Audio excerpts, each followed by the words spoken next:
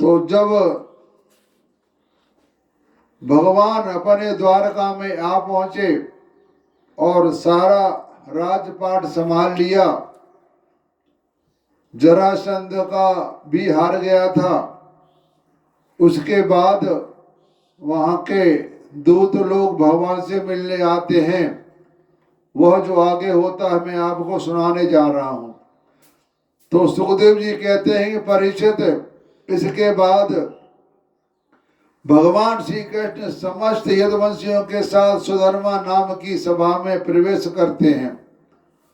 उस सभा की ऐसी महिमा है कि जो लोग उस सभा में जा बैठते हैं उन्हें भूख, प्यास, शोक, मोह और जरा मृत्यु ये 6 उर्मियां नहीं सताती। इस प्रकार भगवान श्री कृष्ण सब रानियों से अलग अलग विदा होकर के एक ही रूप में सुधर्मा सभा में प्रवेश करते हैं और वहां जाकर श्रेष्ठ सिंहासन पर विराज जाते हैं। उनकी अंग कांतिकाएं दिशाएं प्रकाशित होती रहती। उस समय यदुवंशी वीरों के बीच में यदुवंश शिरोमणि भगवान श्री कृष्ण की ऐसा शोभा होती है जैसे आकाश में तारों से घिरे हुए चंद्रोदेव शोभायमान होते हैं।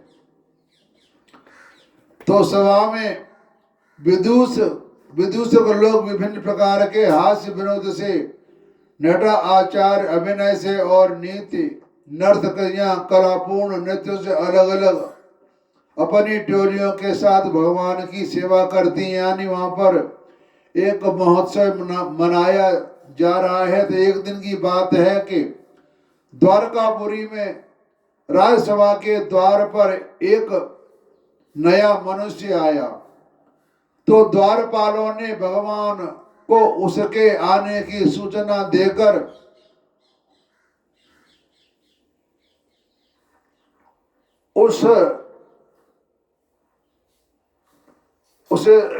उसे मनुष्य परमेश्वर भगवान श्री कृष्ण को हाथ जोड़कर नमस्कार किया और उन राजाओं को जिन्होंने जरासंध के दिग्विजय के समय उसके सामने सिर नहीं झुकाया था और बलपूर्वक कैद कर लिए गए थे, जिनकी संख्या 20,000 थी।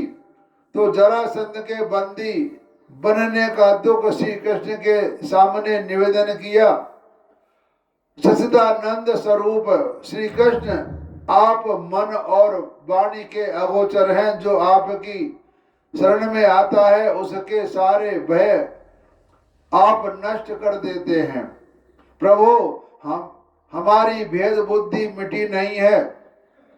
हम जन्म मृत्यु रूप संसार के चक्कर से भयभीत होकर आपकी शरण में आए हैं। भगवान, अधिकांश जीव ऐसे सकाम और निषिद्ध कर्मों में फंसे हुए हैं कि वे